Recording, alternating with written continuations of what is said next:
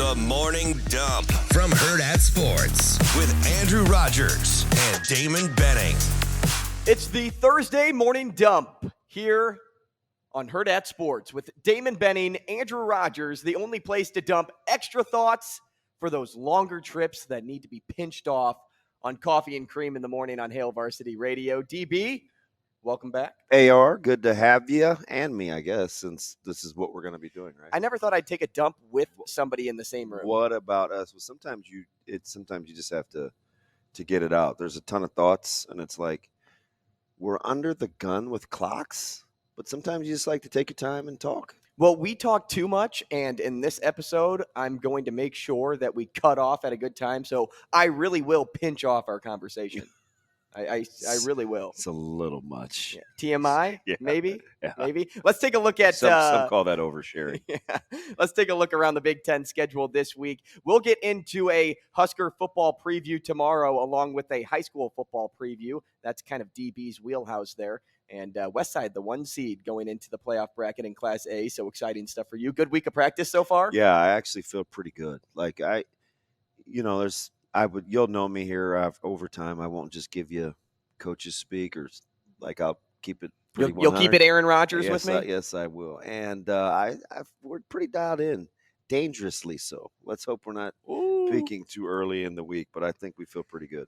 All right, we'll get into more of that tomorrow after that short teaser from DB. 2 Big Ten teams remain undefeated on the season. That's Michigan and Ohio State, as everybody out there knows. 2 7-0 teams, top 4 in the nation. The Wolverines and Buckeyes are both undefeated in conference play as well. That makes them 4-0.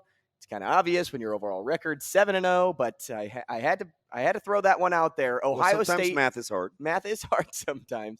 Ohio State and Michigan are 2 of only 3 teams in the country, though, with top 10 rankings in both scoring offense and scoring defense. The only other team is, what do you think? I will go with Georgia. That's correct. Georgia. Let's look at Ohio State, Penn State, though. Ohio State has now scored at least 45 points in 6 straight games. Penn State got a healthy win over Minnesota last week. However, if Sean Clifford plays the way he did in the first quarter against Minnesota, there is no chance Penn State stays relevant in this game. Yeah, it's amazing with what they've done on the recruiting front and Coach Franklin and his ability to motivate guys for big games, how much it still boils down to how well Sean Clifford, and I guess in part that offensive line play. When he plays well, that team is different. You have the nice tandem at running back, and they can tote it, and they are explosive on the ground. But for me, this one boils down to, can Penn State get enough stops? Ohio State's so explosive. You get the sense Penn State's offense is not going to score more than 21 points, 23 maybe. So they're going to have to keep this Ohio State-Florida game. They're going to have to, they're going to have to keep Ohio State to, in my opinion, 4 touchdowns or less, and I'll even give you a field goal. So it's got to be, if Ohio State gets more than 31 points, I just don't see how Penn State has a chance. Well, like I said, 45 points in 6 straight games. This is a team that just will keep scoring and shoving it down your throat. Yeah. For lack of a better term. Very capable. They will throw it around the yard. Now moving over to Michigan State, Michigan, 4th in the country. Michigan State started this year in the top 25, but have since fizzled out. It's the 3rd time under Coach Jim Harbaugh that the Wolverines have started 7-0, and I believe the first time that they've started 7-0 in back-to-back seasons since like the 60s or 70s. He's got them on a roll. And it's hard to believe, probably 2.5 years ago, the trajectory we thought Jim Harbaugh and Coach Frost were going to eventually arrive. Because remember, Harbaugh had the 1 year, kind of a little bit of a head start. Not a 1 year head start, a little bit of a head start. And we're thinking, oh gosh, Harbaugh's kind of flirting with overtures. He's not real happy. The folks in Ann Arbor want wins. How, quote unquote, unfair is it to have Ohio State be their only measuring stick? And now all of a sudden in back-to-back years, he's got them off to 14-0 starts before they head into November, looking very impressive. They look pretty complete. Yeah, you bring up a good point there because there were times to where people said, is Jim Harbaugh our guy? Oh, yeah. And this was during the tenure of – remember the pandemic talk? It was, what's wrong with Jim Harbaugh? This was a lot of talk going into when the Bears were looking to replace Nagy. Like, hey, do we bring back a guy that is familiar to the area? Mm-hmm. And Jim Harbaugh's name was being tossed around, but he's like, no, I'm going to make it work here. And in Ann Arbor. Wow, is that a mouthful? In Ann Arbor. And he has. He has seriously made a case for Michigan to be a college football playoff team year in and year out, just based on what we've seen over the course of the last 2 years. Northwestern Iowa, another game to talk about. I'm almost wondering if this over-under will be set at 15.5 by the time kickoff starts on Saturday. Where are we at, low 30s right now? Probably. I didn't even look yet. It can't be high. I'm looking at some of these totals. Well, right now, right now we're holding steady at 37.5. Holding steady. This is 37.5 has to be one of the lower totals this season. Well, it opened at 35.5. What was Rutgers? Iowa? I think it closed at 34. 34? Yeah. This is a game that if you love Big Ten football, it's for you. How about the poo storm that Coach Ferentz suddenly finds himself in? Yeah. Wow. And problems with the press release version of the apology to the media. Practice ran a little long. Mm-hmm. Wanted to meet on the Zoom. They had some things that they needed to work out on the field, so he sent it out to the media. Are we reading too much into that? Game over. I would say yes, in a way. Like, he's a busy guy, but at the same time, I think that is a coward approach. Like, if you have the grapes to say this, like, say it to my face. Yeah. Right? Yeah. It was a little over the top for as much as Coach Ferentz can be over the top. I mean, it was a little snark, a little sarcasm, a little condescending. You know what? I also think he's frustrated. I do. And you know what? He's been so measured.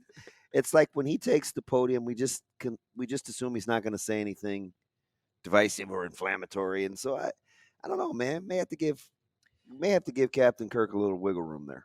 Yes and no, because that team is expected to perform year in and year out, especially with how good their defense is every single season. They lost weapons offensively, but Spencer Petras and that O-line should be much better and much more sound each game, and they just aren't. Yeah, I'll be curious to see what happens with play calling, and will they open it up a little bit just to take some chances, just for show, if nothing else. This could be the game that Northwestern snaps their 6-game losing streak in the Big Ten. Yeah, I don't see that happening. It could be, though.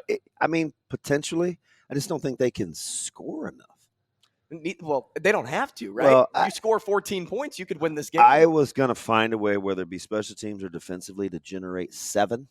It'll be like 14-11. I'm going to go like a 23-10-ish kind of game. Okay. Iowa is a team that can score. They are the better offensive team.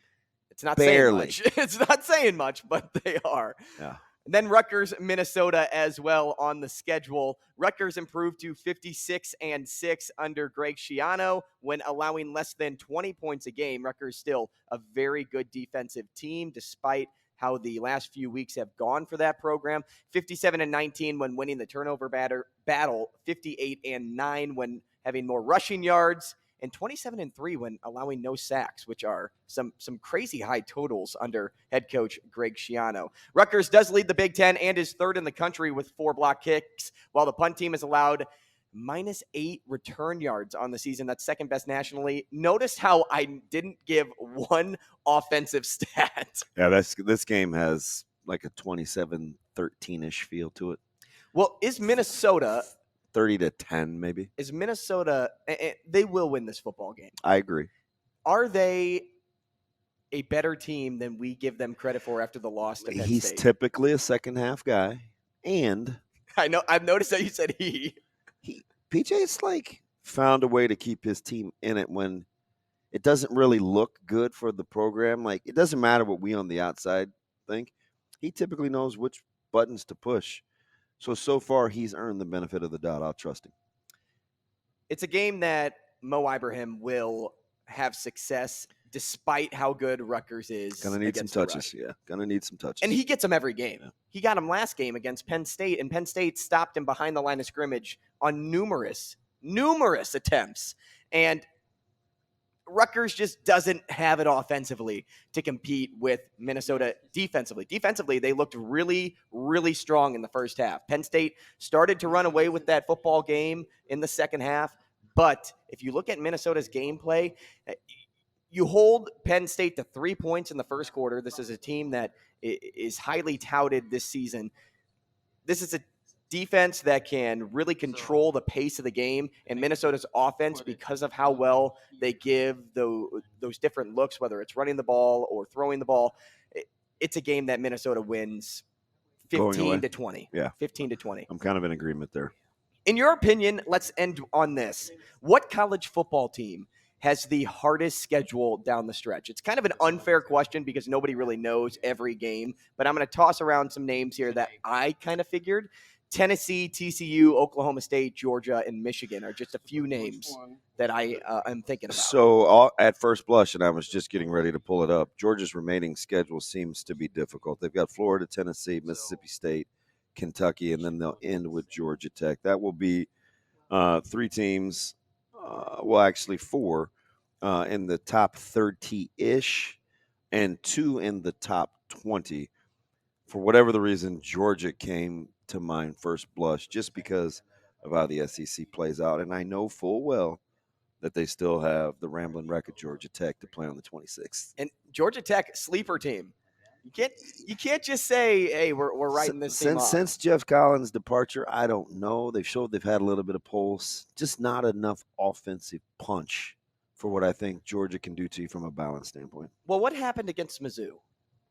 Well, you sleepwalk a little bit. I mean, that's young men being young men, right? Where playing down to your opponent. You don't understand that championship caliber football is being your own benchmark.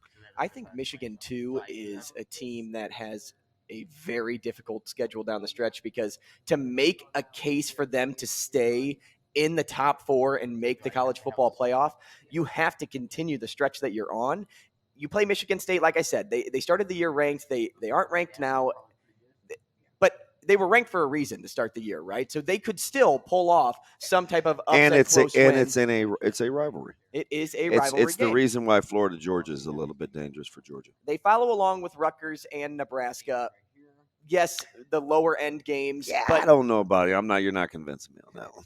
But then you look. That's a complete football team in Ann Arbor. But then you look at Illinois, and then you look at Ohio State. So there's pressure down the stretch to be great in order to make the college football playoff. No. I think that adds in to the toughness of the schedule. I'm vibing with you on the last 2.